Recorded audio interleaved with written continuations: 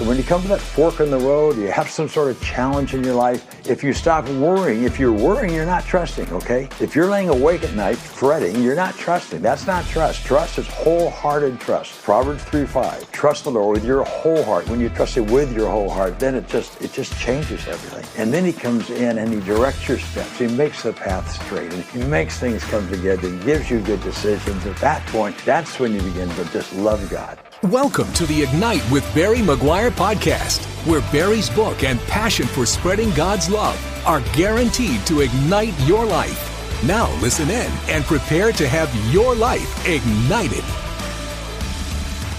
You know, when I first started sharing my faith, I was terrible. It was sweaty palms. Because I was doing it for all the wrong reasons. I was doing it because I was told I had to do it, and that's wrong. And we're not here to tell you you have to share your faith. The difference is for me now is that I do it because I love to do it. In fact, it's beyond that. I can't even help myself. I just do it. And I want to give you right quick the formula that has transformed my life for sharing my faith. And everybody else I've told the formula to. It's kind of unique to me, but it's my own personal experience, and it is scriptural. Our relationship with God starts with not loving God. Okay? I may shock you now, but loving God is not the first step. The first step is fear. Okay, you might say, fear, what is that all about? But the scriptures tell us the fear of the Lord is the beginning of wisdom. And it's not that, God, I'm afraid of you. It's just that we need to understand the awesomeness of God. He created the universe. Go outside at night and look at all those stars. He created all that.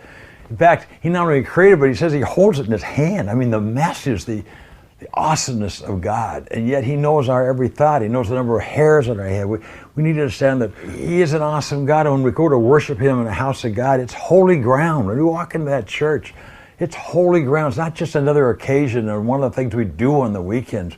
We need to walk in and recognize He's holy.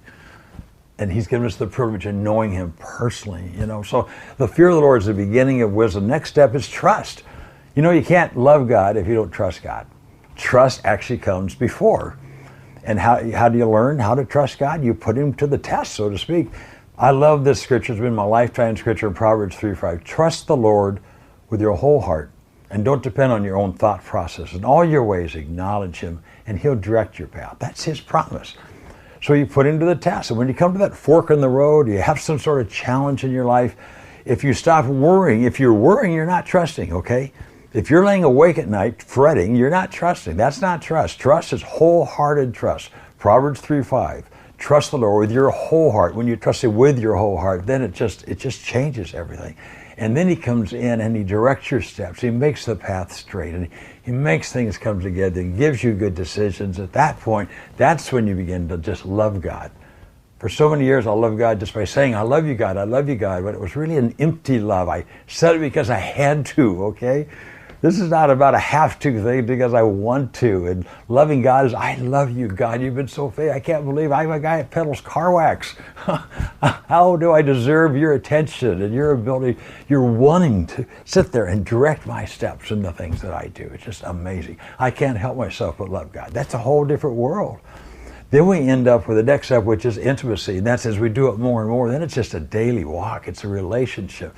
It's walking. As I walk through life, as I walk on the field of a car show or anywhere else, down the street into a market, God, this is my mission field. Who do you have you're going to bring into my life next that I can share your love with? I can just love. Let your love flow through me. That's intimacy. That's the fourth step. The last step is celebration. And that's when you can't contain your love. You can't contain your witness. You can't contain all that's in you. You have to share it with somebody. And you're doing it not because you have to, but because you want to. In fact, because you can't help yourself. And that makes all the difference when you're sharing your faith.